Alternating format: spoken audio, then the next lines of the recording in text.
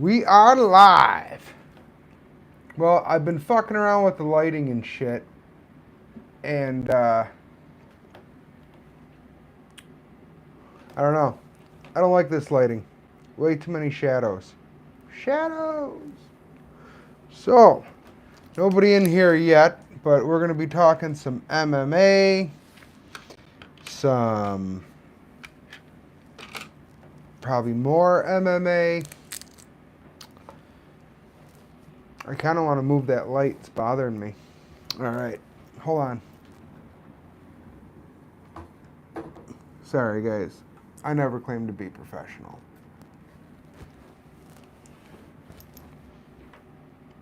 Is that better? I don't know. Ha! What is good, my brother? You're always good for a... I know. When I see that little counter that counts how many people are in the chat, and it goes from like 0 to 1, I know my boy's happy. He's in the house. All right. So, let me bring up the chat so I can see what everybody's saying. I got some huge news regarding this channel.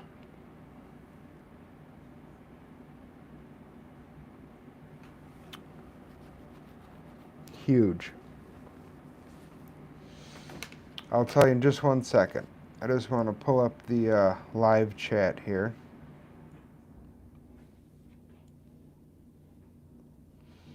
And of course it froze. Bear with me. Bear with me. I'm terrible at YouTube. If I had a boss, he'd fire me. Let's try this again. Nope. I feel like Luke Thomas right now with all the technical difficulties.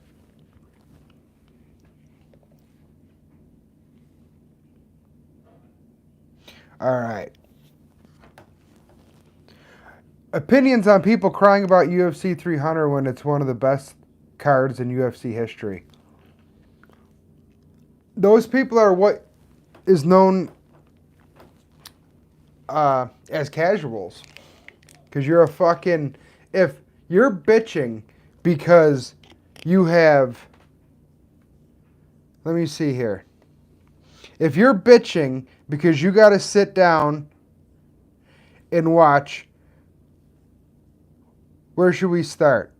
Just start at... You got Figgy versus Garbrandt. And then Bo Nickel's going to murder some poor sap named Cody Brundage. Then you got Justin versus Holloway. Then Charles Oliveira, Saryukian. Then Cater versus Sterling. Then Prochazka versus Rakic. Then you got Zhang Wei Li versus Yan Xiaonan. Then you got Alex Pereira versus Jamal Hill. And you might even have another better co-main event in there. If you're bitching because of that, then you're just... What do you want? What do you want, Brock Lesnar to fight Conor McGregor, you fucking casual? Like, it is, like you said, probably the most stacked card in the history of the sport. You know? Like I said, you got Yuri Prochazka fighting Rakic, however you would say it. And it's like nobody, it's just like a throwaway fight. That could headline a pay-per-view. You know? You got, what, maybe 4 fights that could headline a pay-per-view? 1, 2, 3, 4. 4, maybe 5 that could headline a pay-per-view. And almost every fight on the whole card could headline a fight night the way they fucking, you know, they'll just throw anything as a fight night headliner nowadays. But I agree 100%. People who are bitching about the UFC 300, I have no time for that. I get it. You wanted a big blockbuster main event. I understand. It didn't happen. We got Pereira versus Hill, which is probably Dana's 5th choice, you know? But look at the card. It's not about one fight. If you're only watching it because of the main event, no matter what the main event is, you might be really disappointed because they could come out. I remember I just started watching MMA. Like I just started to become like a hardcore fan, and it was Randy Couture against, I want to say, Chuck Liddell, maybe. I know Randy Couture. I can't remember who the fuck he was fighting, but it's like one of the first punches of the fight. He throws a punch and his fingernail slices Randy Couture's eyelid. Like he cut his eyelid. It was so weird in seconds, and the fight's just over, and that's it. And I remember I waited like months for this main event. Like you don't know what can happen. No matter who's in the main event, it could be over in the sake, So you got to watch it for the card. And there's no better card than UFC 300. Man, I just went on a long rant about that, but I agree. Hap says, Pereira is one of the best strikers, not just in UFC history, ever. Yeah, I agree. One of the greatest strikers to ever fight in combat sports. And Hill is a formidable boxer who promised a stand-up battle with fans. People are ungrateful criers. I agree 100%.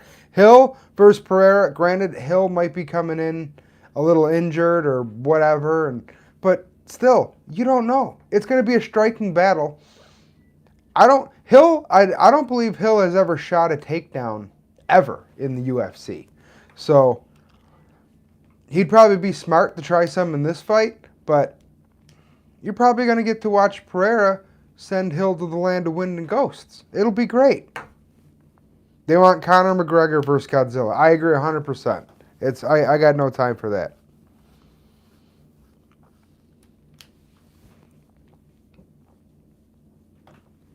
Yeah, he said the only fights that couldn't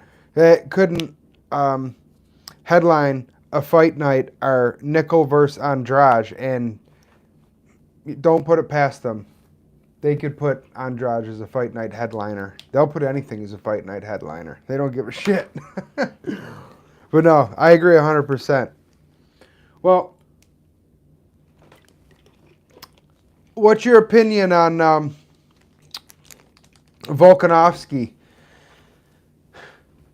Like, I think he deserves the rematch, right? There's no question about it. He's one of the greatest featherweight champions in history. But if the UFC cared about him, they wouldn't give it to him. If Dana White really gives a shit, which obviously Dana White doesn't give a shit about anybody, but if Dana White was Volk's friend, he'd be like, listen, you'll get the rematch, I promise. But you need to go home for a year. You need to go home, relax, take as much time as you need, get back in the gym, start light, let your brain heal, and when you're 100% ready, then we'll fight. But Dana White will probably be like, oh yeah, you wanna, he's a tough guy, tough as nails. Get right back in there. And as weird as it sounds, Volk will be like a lamb being led to slaughter. If he jumps right back in 6 months, goes back in there with Topuria, he's gonna, no, don't. I just hope Volk is smarter than he is tough, because too many times, too many great fighters have been too tough for their own good. Hap said he's gutted for Volk, but he knows he'll keep fighting. He'll end up like Tony. I really hope not. I hope he's smarter than that. Tony just seems like I can totally see, Tony fighting until his brain is complete mush. I mean, he's halfway there right now, but Volk was such a great champion. The other thing too is there is like so much so many people are like so shocked that Volk lost. Like, oh my God, like there were. And I've been thinking about it, and I think a lot of fans came into this sport during the pandemic when there was only UFC to watch, and the only thing to bet on was the UFC because they were the only organization around. I mean, you couldn't watch baseball, football, anything, right? And when those people came in, Volk was in his prime, right? Izzy was in his prime. And they were like these untouchable gods of MMA. Like when I started, it was BJ Penn. I remember there was a time where I didn't think there was a person on the planet that could beat BJ Penn in a fight. And I think those people are seeing that Father Time is undefeated. It doesn't matter how good you are, how many times you defend that belt, you eventually, some up and coming guy from Spain that, casuals don't even know is going to knock you the fuck out. And it's guaranteed. There's no way around it. It will happen to everyone. Topuria will lose.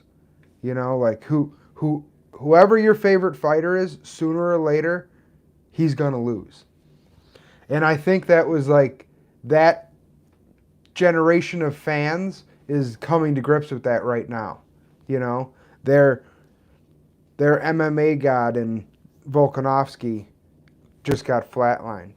But when Volkanovski first became champ, you guys remember how the narrative was, why doesn't anyone like Volkanovski? Why is he not a fan favorite? Why is he not a big time headliner? Like, he's super good. I remember Luke Thomas had this whole big long spiel one day that,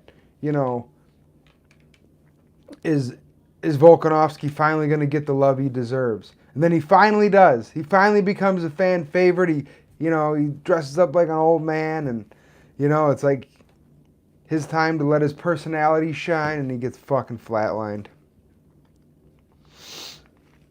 Western Mass, what's up, brother? Good to see you in here. I don't know. Western Mass said he's going to be so mad if the rematch is next.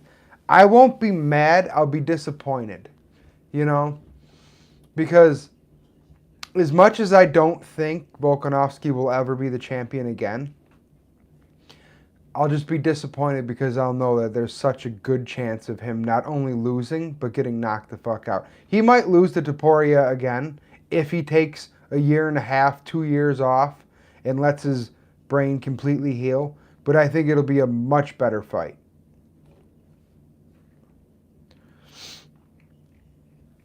Hap says, started watching in 2017. Back then, I literally didn't think anyone could beat Whitaker. And he was too smart. I thought he was going to beat Izzy. The first time they fought, I thought he was going to beat Izzy too.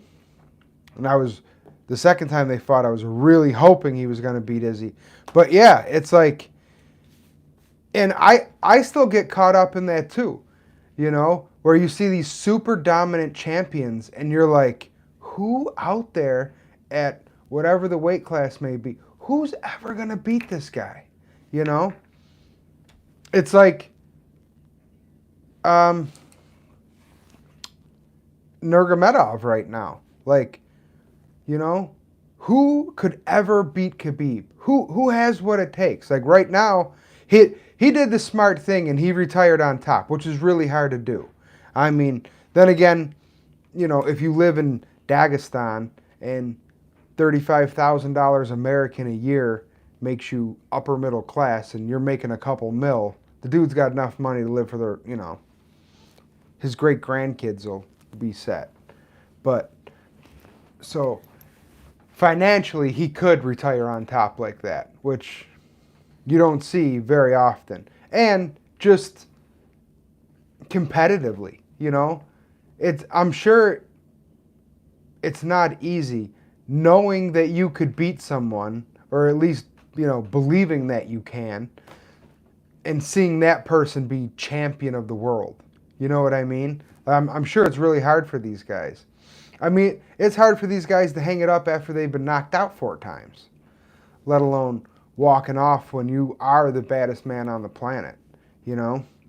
So, but yeah, it's so hard. It's so weird seeing the first time you, like, when Chuck Liddell got knocked out by Rashad Evans, it was like I couldn't believe what I was seeing. I mean, Rashad Evans is a wrestler, and Chuck Liddell, he was Chuck, you know. Like at that time, 205 was the fucking weight class of kings, and Chuck was the king of kings. There's no way. And then Rashad Evans knocked him out. What? I couldn't believe what I was seeing. And I think that's exactly what happened for a lot of people this past Saturday. Nobody liked Volk until he beat Ortega. Nobody liked Volk until he survived that guillotine. I think when you know, T-City Ortega, the, you know, best submission grappler in the weight class, caught him in a fully mounted guillotine with his feet crossed underneath him, underneath his butt. He had his feet crossed, fully mounted, fully sunk in guillotine. I mean, it was even I couldn't believe it. When he sunk that guillotine in, I specifically remember saying it's over and turning around. And I had some buddies over the house, but I literally turned around. I go, it's over. Ortega's the next champ. And then it was like, it was still on and still on. It's over. It's over. It's over. And then he got out. I was like, oh my God. I liked Volkanovski before that. Well, no, I shouldn't say that. I didn't like Volkanovski because he beat Max. So I was excited, you know, to see him fight, but I got a whole new level of respect for him after that. That was like surviving, you know, it's like having an alligator clamped onto your neck and, you know, doing the death roll in the water and you come out riding on its back.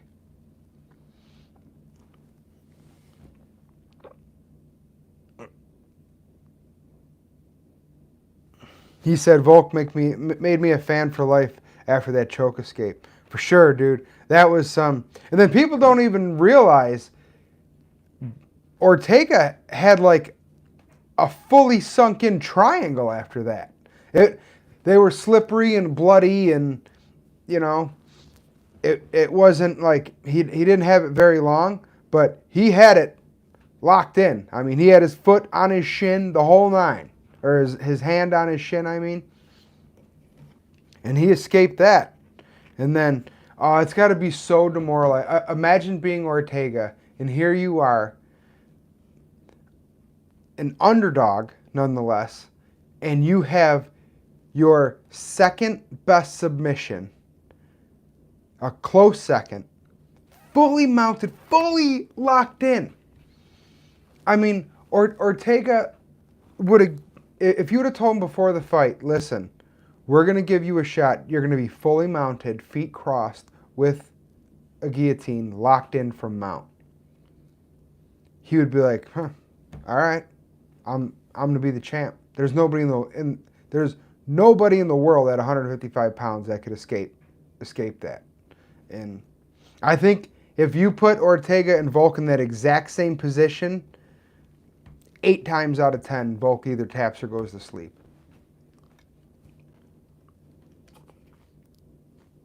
Volk still has an aura of a champion regardless of the belt. Tony had that too. But the more you lose the aura. Yes, I agree. Like, it's hard for me. Max is like still the featherweight champion. You know, like, it's so hard for me because, like I said, he's the last person I'm ever going to fanboy for.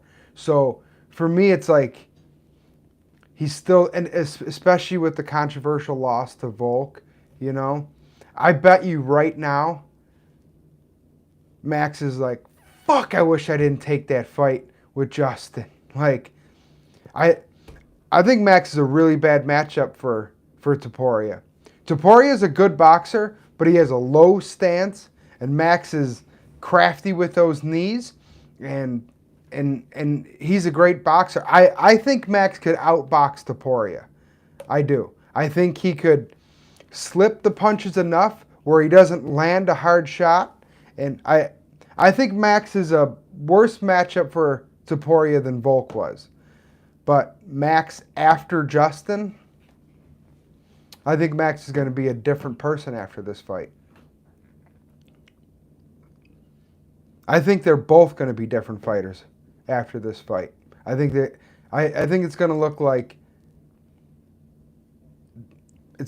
they just went to war. I mean, how can Justin Gaethje and Max Holloway not be a war, right? I mean, knock on wood, because we've said that before, and you know, when Derek Lewis fights Ngannou, and you say, how can there not be a knockout? And it turns out to be the most boring fight in MMA history.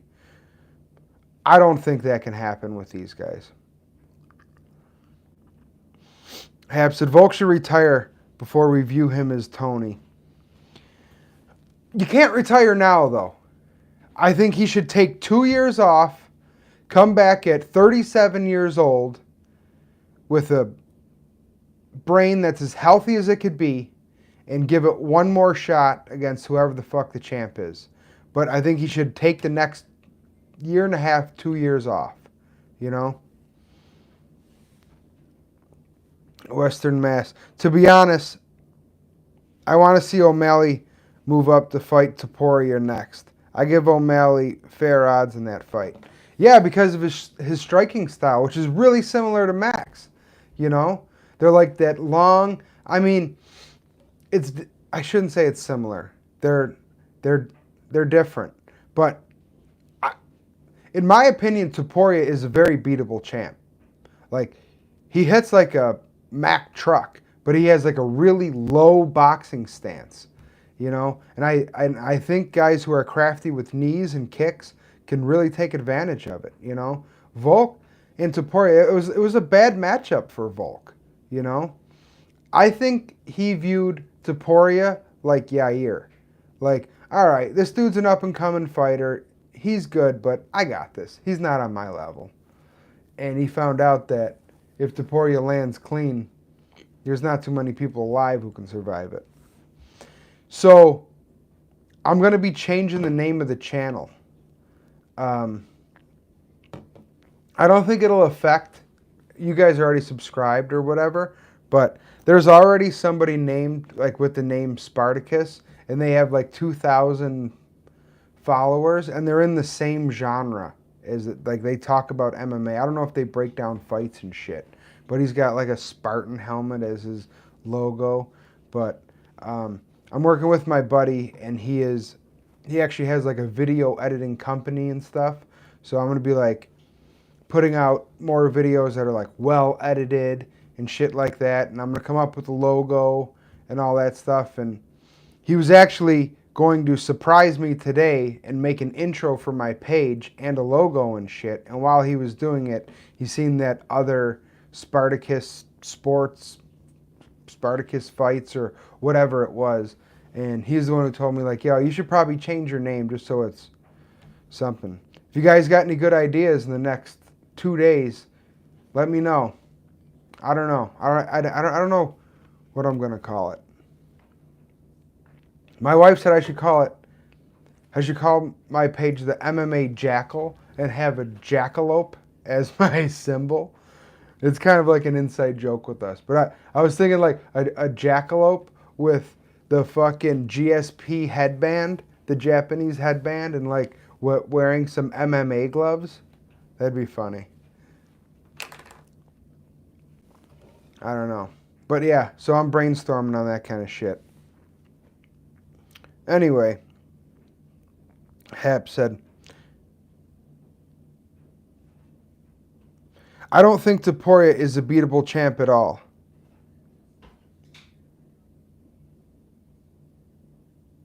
You don't think Topuria is a beatable champ.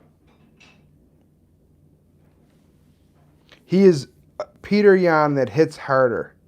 starts faster, and has an elite grappling edge over O'Malley. He has good grappling. I don't know if his grappling's elite. If you consider elite Islam and Khamzat, I don't think Topuria is elite. He's a good grappler. He's a well-rounded mixed martial artist. And maybe Max isn't the guy to do it, but I do think Topuria is beatable. Like, he leaves openings in his strikings. I know I talk about the guy all the time, and I'm not a huge fan of him, but Luke Thomas does really good technical breakdowns, and I'm like real dorky about that shit. And he just did one just on the knockout, just on the footwork and everything related to the knockout of Volk. And he mentioned it quite a few times about the opening, Yair leaves. The reason, Topuria. The reason Topuria is so good is because when he sees an opportunity, he's not afraid to capitalize on it. However, the more, in order to capitalize and land a strike like he landed on Volk, you need to take risk. You know, you got to take big risks to land big shots. So the more big shots Topuria throws, the more risk he's taking, the more openings he's leaving to be countered. You know? And we don't really know how he fares against an elite grappler, like an Islam level grappler. Western Mass says, probably true, Hap, but O'Malley has a heat-seeking fists and good kicks too. O'Malley's strikes are also elite, but like a different kind than Topuria. Topuria is like a Western-style boxer who has good kicks, and O'Malley is like,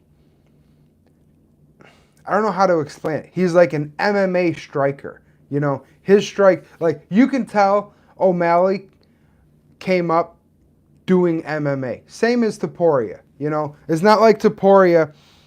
I know John Anik said he has a background in Taekwondo and Greco-Roman wrestling. Well, he was like 7 years old when he did Greco-Roman wrestling.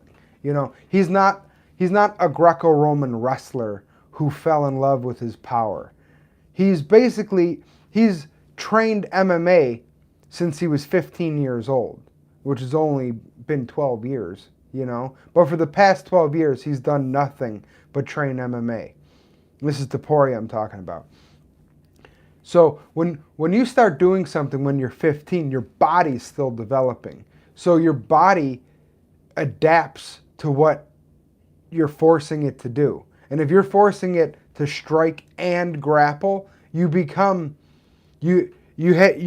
gain the ability to mix the two way better than someone like Henry Cejudo, who, you know, developed his body to wrestle.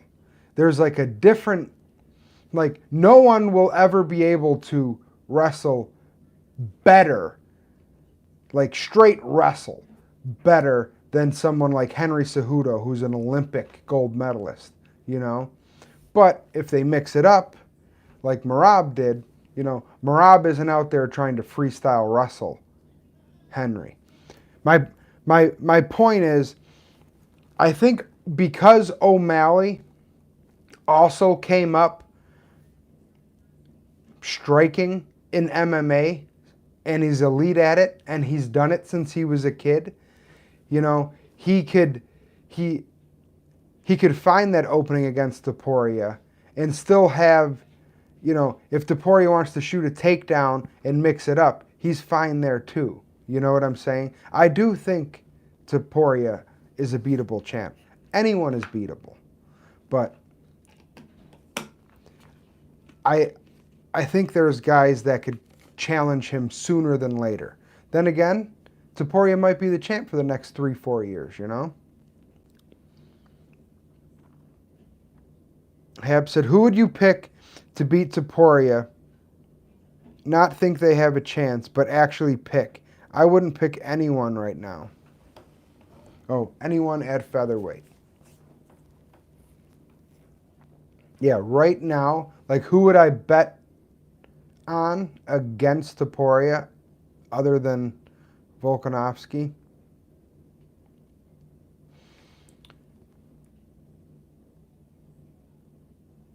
I would put money on Max Holloway because he would probably be the underdog. If Max, obviously, coming like after this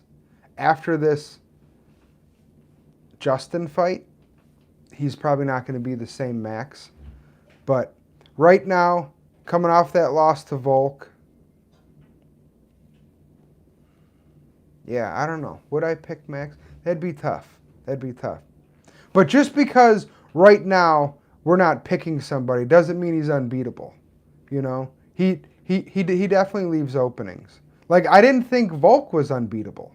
In fact, I thought Max beat him. So, I don't know. We'll see. It's hard to do what Volk did. It's hard to hold the belt that long, you know, because you're in the crosshairs now. Topuria has never been the guy in the crosshairs for anyone other than the guy he's about to fight.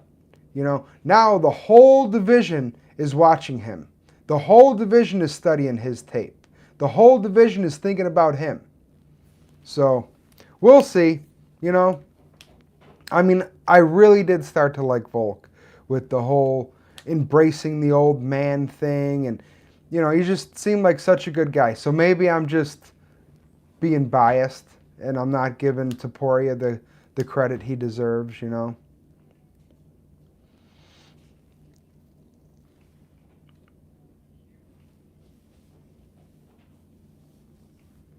Hap said even though they're opposing,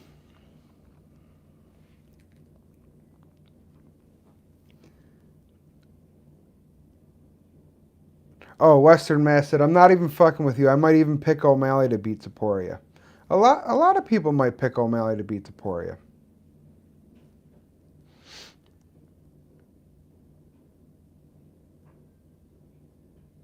I mean, he'd definitely be the underdog. And he'd be more, you know, he said in interviews before he walks around at like 158. So they're you know, it'd barely be a cut for him. Paku, what's up, broski? Good to see you in here, man. Doing my 4-person live chat today.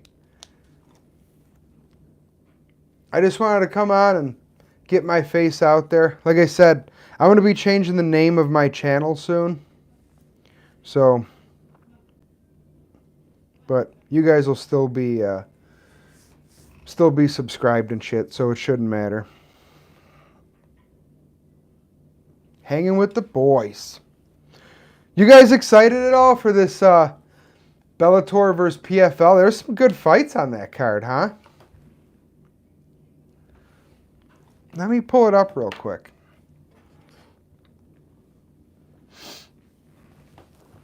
The other thing I like, one thing that is stupid is they made it pay-per-view. Bellator or PFL should never make their events pay-per-view. I don't see how they're going to make money doing that.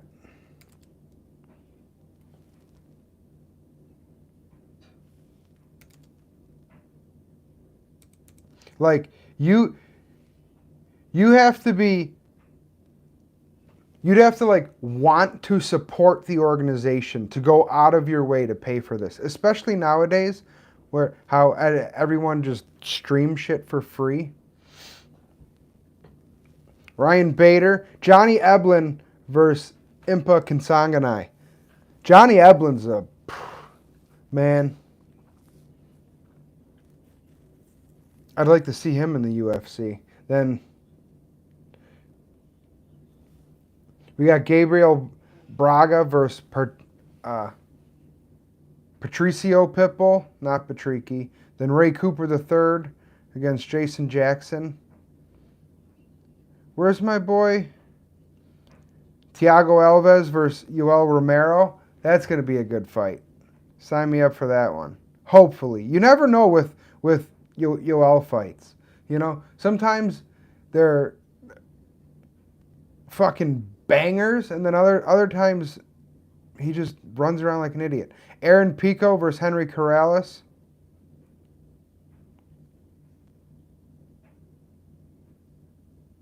All right, help me out here, guys. Why the fuck is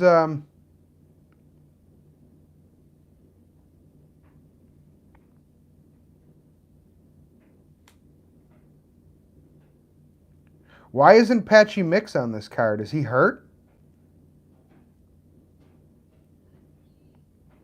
Why is Patchy Mix not on the Bellator versus PFL card?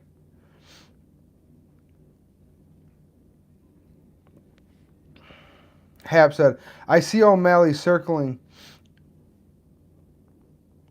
like his life depends on it, trying to set him up with teeps and jabs. When Topuria makes his reads, he drops.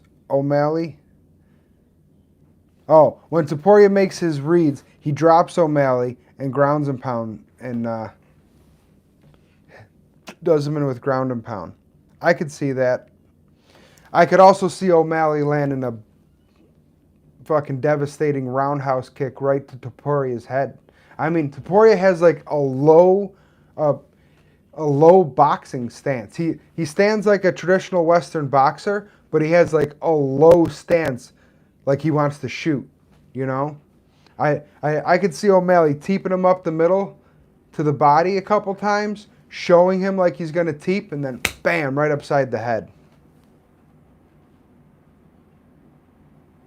Paku said, I'm keen for the shoot to box guys on UFC Mexico. They are entertaining to watch. Dude, I'm all for watching Mexican fighters. I'm so glad that Mexico, like the UFC put the time and effort to develop that market. I mean, you know, from being a boxer, there's just something about Mexican fighters. You know, I hate the term, but they got that dog in them, you know? Like guys like Brandon Moreno. How can you not love to watch like Brandon Moreno versus Figgy? You know? Guys just going to war.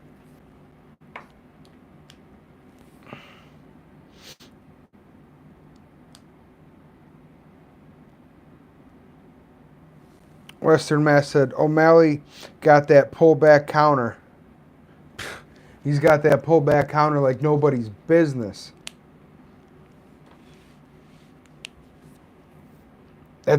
His pullback counter is the reason he's the champ right now.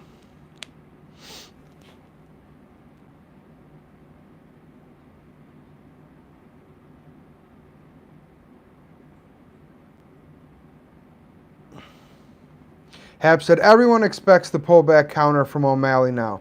There's tons of film on him. He switched stances and teeps, jabs, and sets up for his cross. That's his shtick.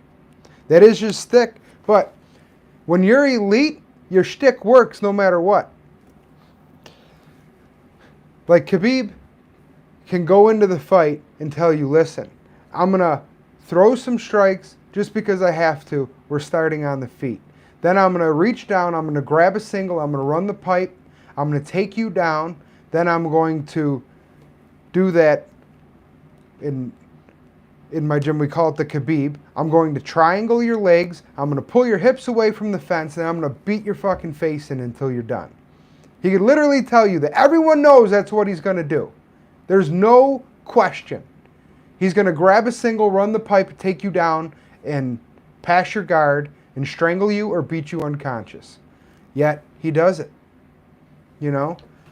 O'Malley can tell whoever he wants, listen, I'm going to circle, I'm going to, when I step offline, I'm going to leave at an angle, I'm going to wait till you throw a strike, and when you do, I'm going to counter it. And he's going to do it. And he's just, if he's just one step above whoever he's fighting, then it works. I'm not saying he is a whole step above Topuria like that, but I'm not saying he's not either. It very well could happen. And 145, I don't think Topuria's, I don't think the size difference is going to matter as much. Like I do think it's going to matter against Justin versus Max. I think Gaethje Holloway. I think the natural size of Justin Gaethje and the added power that comes with it is going to be a real factor in that fight. I don't see that being as much of a factor in an O'Malley versus Topuria fight.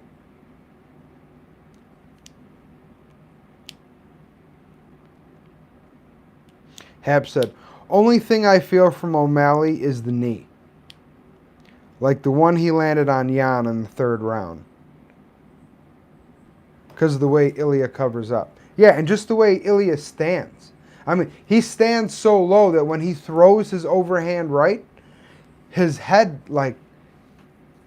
goes with it, His head naturally goes down, which, if I'm not mistaken, is kind of the right thing to do. You don't want to throw a punch with your head out here, You want to throw your punch with your head in a spot where your hand can block it. And that's the perfect spot for O'Malley just to... I mean, O'Malley throws knees like it's just another one of his strikes, He throws a knee like somebody just throws a left hook. It's just part of his combination. He flows with it. I mean, man, this is really getting me excited for O'Malley versus Topuria.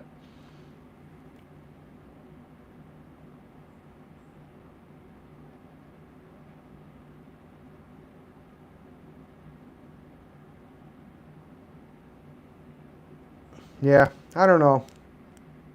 Man, I'd love to see that fight, though. But there's so many people for O'Malley to fight at 135, The most dangerous thing for Ilya is that fight. The most dangerous thing for Ilya in that fight that he needs to implement if he wants to win, though, are his step-in knees and his front kicks. Set those up with teeps.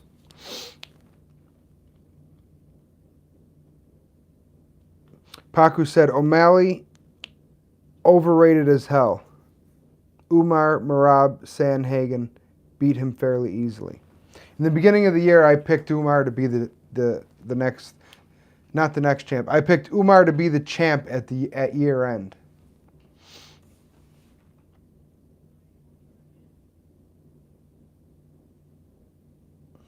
They need to do something. Volk has to chill.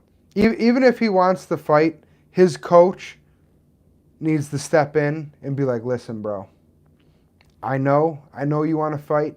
I know, but you just took brain damage. You have brain damage. You need to let your brain heal. And it's not like it was some close back and forth battle, And it's not like Topuria hit him and he was kind of like stumbling back, so he hit him with another one and then he covered up and he ground pound. Topuria hit him and he dropped like a fucking sack of potatoes. I mean, he dropped like a rock. Boom, just out. I have to believe that some of that was a little bit of leftover from that Islam knockout. I'm not so sure that Volk drops as hard as he did and goes out as quick as he did if he isn't coming off that head kick knockout, So, yeah, go back, rest up. You had one of the greatest runs ever at featherweight. I mean, in my opinion, it's Jose Aldo, Max Holloway, and Volkanovski for, all-time featherweight greats. So, dude, chill. Heal up and give it one more good run. I wish he could make a deal with the UFC and they guarantee him a title shot on his return no matter what. I think Volk is afraid that if he doesn't take the opportunity in a rematch, that he's not going to get a chance to come back because a lot happens. I mean, we all love Volk right now, but in a year and a half, after Topuria has fought 2 more times and all these other guys, and then Volk comes back and be like, bro, you're old news. You don't deserve a title shot. What are you talking about? Look at what this guy just did. So that's a real thing. People move on quick in this sport, Things happen. People get knocked out. Like some young up-and-coming guy that you weren't even thinking about all of a sudden becomes a killer. And the next thing you know, Volk's old news. And he knows that. So I think he's afraid that if he does take time off, he's not going to get another shot, which he might not. That's the sad, that's the reality of the sport.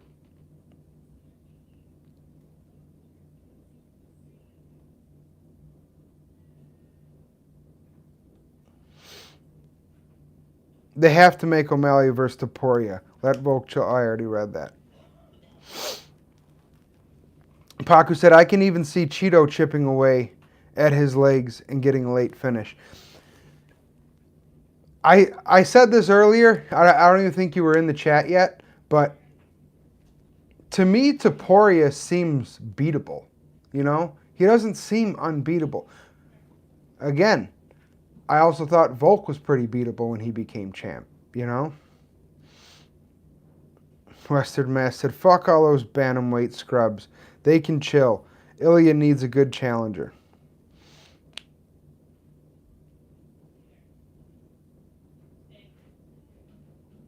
And also, fear is going to be a big factor. I would obviously be afraid to fight either O'Malley or Ilya because I would get starched, but much more afraid of Ilya. Yeah, but I mean, I think that's part of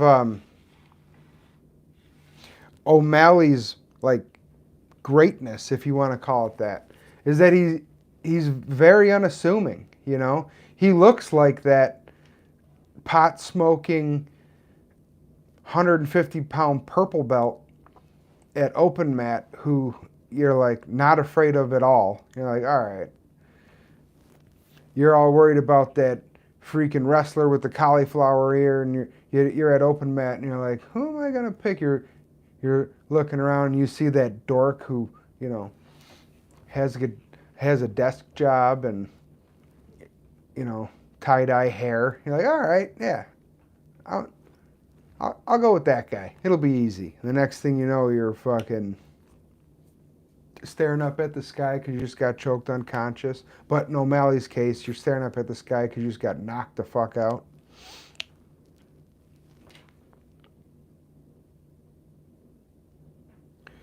Paku said, could be a cumulative damage from years of fighting too.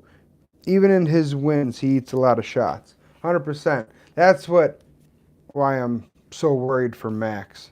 I mean, the guy's been in so many wars.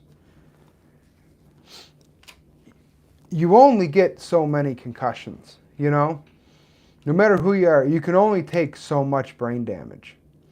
And it's a pretty much proven fact that the more you get knocked out, the more susceptible you are to getting knocked out. I mean, if there's not a scientific study on it, it's just look at the evidence, You'll see these guys like Chuck Liddell. He was unbeatable. He had a granite chin, and then he got knocked out in 5 of his last 7 fights,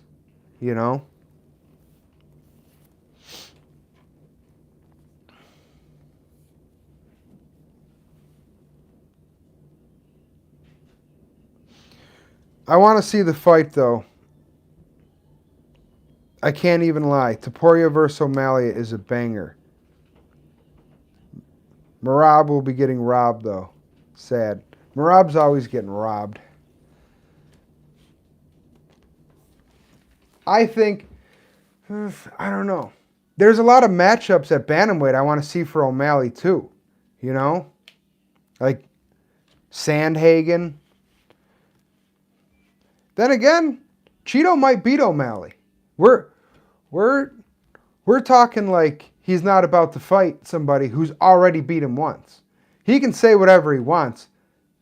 If you get kicked in the leg and it goes dead and you can't stand up and because of that you get knocked out, you lost, right?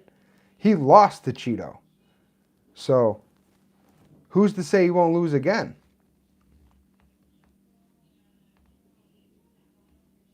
If that does happen, do you think that makes the Topuria fight more likely if O'Malley loses?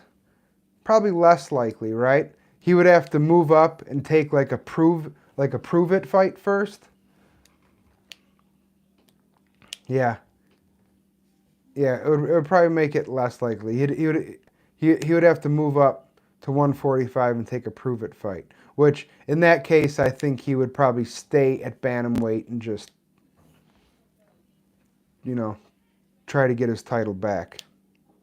Nova, what's up, dog?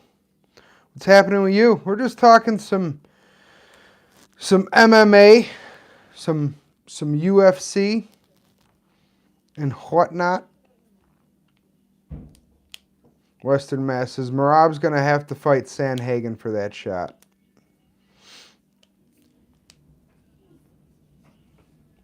I don't think so. I think Merab deserves a title shot right now. I don't think he has to fight Sandhagen. I think they're probably going to make him fight Sandhagen. Because, I mean, you could give either guy a shot right now, Sandhagen or Merab. So do you just make them fight each other for the shot?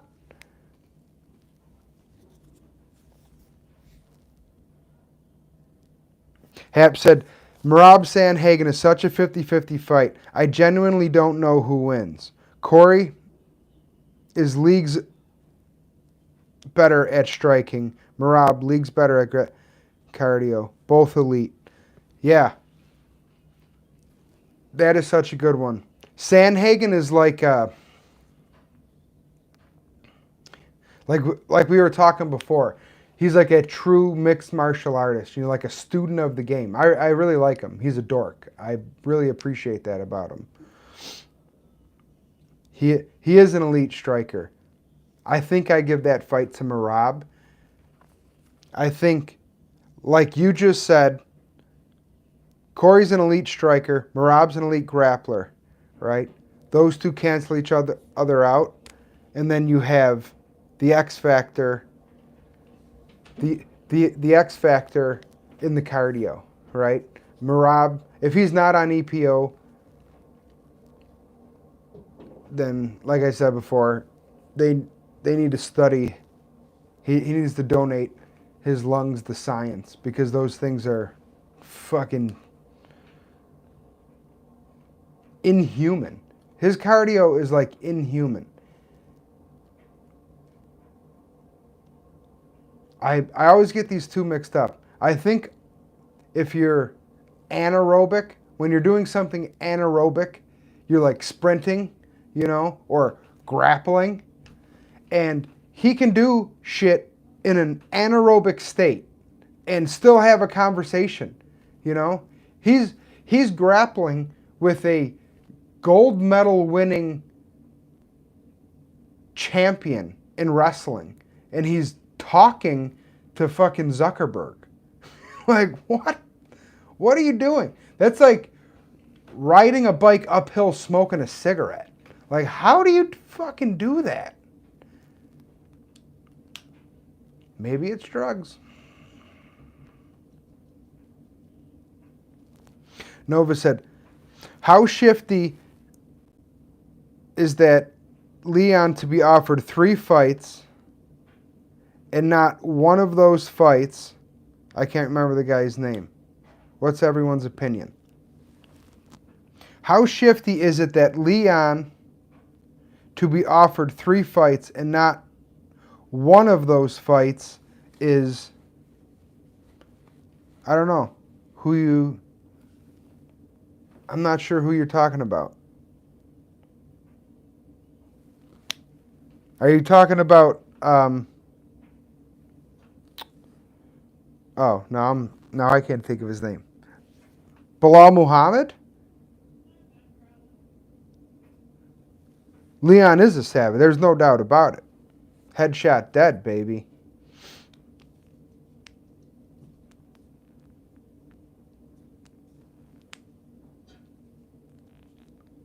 I mean, Leon's next fight has to be Belal. Well, I think, too, it's because he's such... They didn't want a boring main event for UFC 300. And if Belal gets his way, he's going to take Leon down. And if Belal becomes champ, he's just... See, there's... Grappling... Unless you're like Merab, and even Merab, before this last fight, he got shit on a lot for being a boring fighter because he just takes people down and, rides them out as opposed to finishing them. What helped Khabib and Islam is they're grapplers, but they also have amazing jiu-jitsu. So that gives them the ability to finish the fight. And jiu-jitsu not only gives you the ability to strangle someone, but it also gives you the ability to pass their guard, which allows you to ground and pound. Like, a lot of fighters who are great at ground and pound are great because their jiu-jitsu is so good. Jiu-jitsu is basically... If you're not fighting off your back, offensive jiu-jitsu is just passing someone's guard to take dominant position. In the sport of jiu-jitsu, you can't strike. So, you move, you go from mount, side control to mount, and you work your submissions. If you could strike, you would just get to mount and beat the fuck out of the guy. Like you would just elbow him. But you can't. So you gotta, work up to an armbar like Khabib did against Justin Gaethje. Khabib armbarred Gaethje out of respect, It's because his jiu-jitsu was so good, he had the ability to finish him however he wanted. My point in saying all this is a guy like Belal Muhammad is an elite wrestler or a great wrestler, but his jiu-jitsu isn't that good. His ability to finish the fight once he gets a guy down there isn't that great. So he's not, that makes it boring. He knows that if he takes the risk and tries to put himself in a position to finish, that he very likely could lose the position.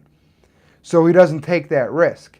And he just stays in a position where he's winning, but he's not finishing. Just like in striking, in order to land a big shot, you have to take a big risk. And the same goes for grappling.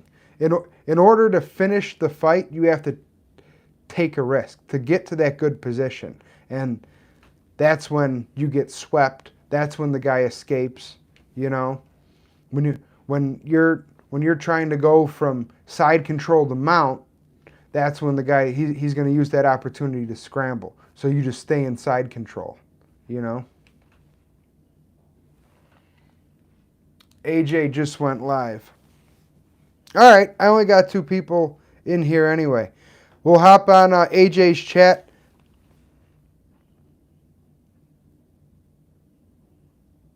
Oh, sweet. We're at an hour? Perfect.